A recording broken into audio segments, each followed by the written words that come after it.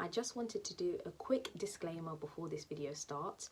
I want to let you know that I am not a medical professional, and these are the tips and tricks that me and my family did to help my mom get back on her feet.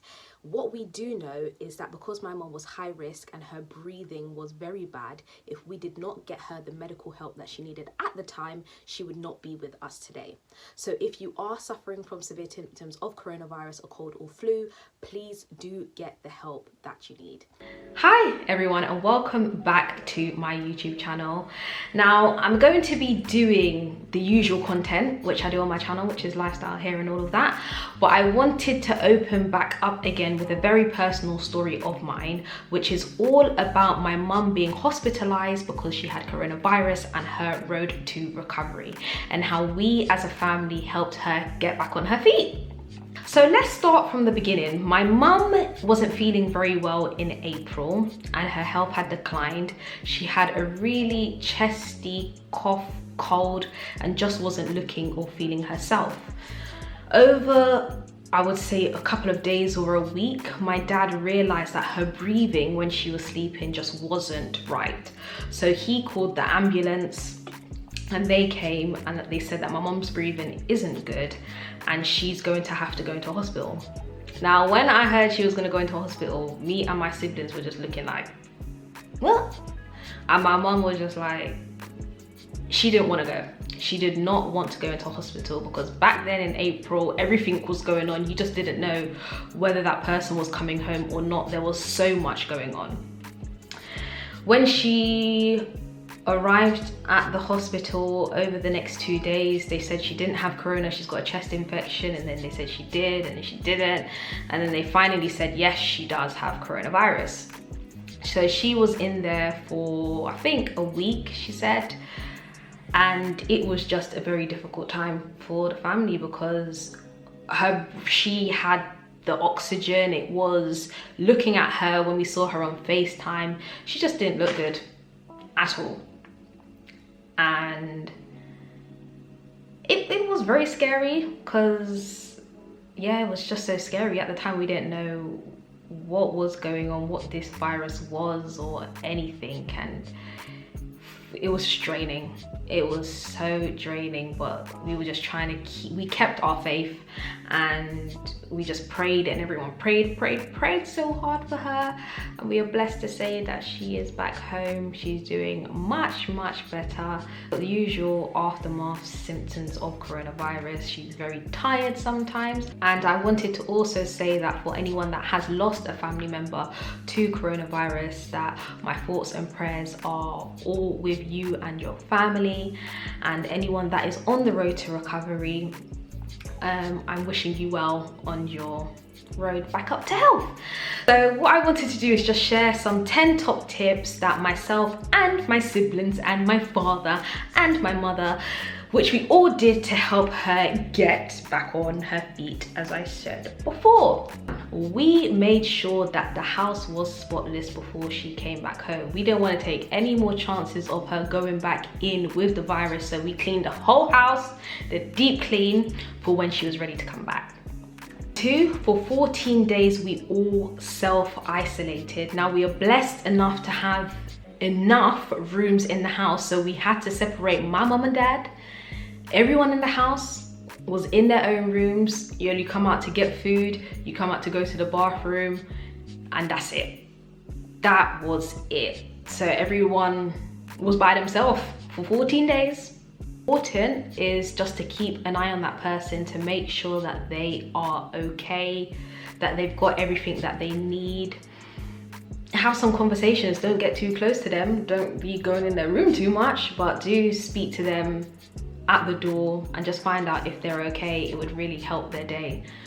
Communication, it was important. It was so important that friends and family kept in communication with my mum and that she kept in communication with them.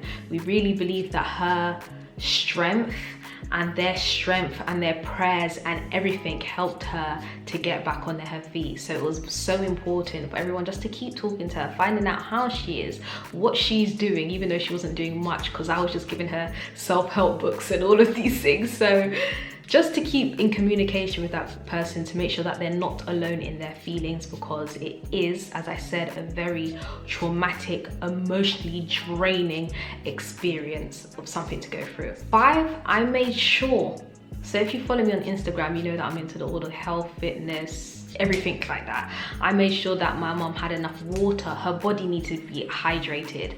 She had enough iron, she was taking her vitamins, all of those good things to make sure that her body was feeling like it was recovering and that it was getting back some of the nutrition that it was missing for when she was ill. So make sure the person has enough water, make sure they are hydrated. And so number 6, in January, I cut out meat, so I stopped eating meat. So I've been eating more plant-based meals. I do eat fish still, but more plant-based. When my mom came out, I was preparing her meals. My sister was preparing her meals. We would make sure that everything was nutritional. It was all balanced, not too much carbs, not too much fat. She was getting all of those greens, the iron, the protein. We were regulating everything and her meal sizes. There was a routine, so she had breakfast, lunch, dinner, and then she had her little fruit snacks in between. But I was managing everything along with my sister. It was fantastic. So she was eating a more plant-based diet with a little bit of meat and fish here and there, and she loved it. She absolutely enjoyed us looking after her and feeding her, but she also did enjoy the nutritional foods. We got some of our recipes online from vegan bloggers like Rachel Amma and the original Flava boys, so it was absolutely fantastic. So number 7, we had to wash my mum's clothes separately, and we washed them at 60 degrees. Just to make sure that if she did have any of the virus, or I don't even know, if she did have anything on her clothes, we just make sure that that was all getting washed out in the wash. So wash the person's clothes separately on 60 degrees, leave them out to hang by themselves, and separate all of your clothes. So number 8, as I've kind of also mentioned already, is that keeping a routine. Washing, doing a bit of breathing exercises we started to do with mum from Wim Hof, which I will link below.